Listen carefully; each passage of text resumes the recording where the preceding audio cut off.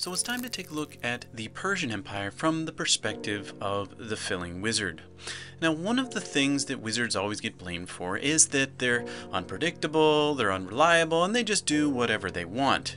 So as a wizard, it's important that you learn how to successfully fill your kingdom through standards. Standards give you an air of professionalism that can go against many of those accusations.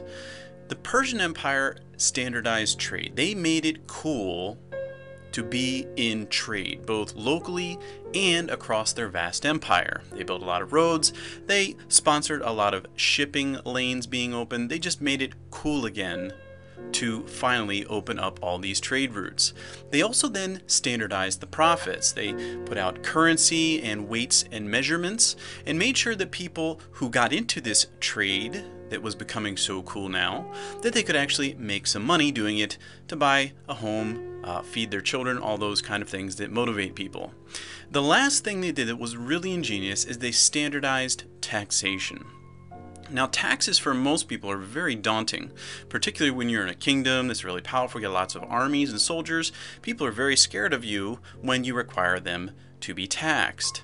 Now, normally, most people have widely varying taxations. Most governments are all over the place. They have all kinds of loopholes and exemptions.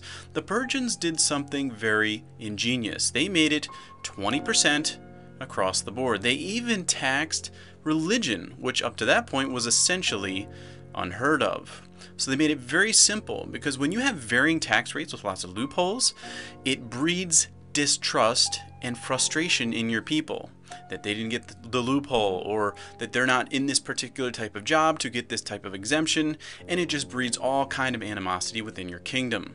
So it was a very ingenious thing. One thing the Persians did do, though, is they exempted themselves from that 20% taxation. So that's a temptation you should be aware of, that you'll face as well.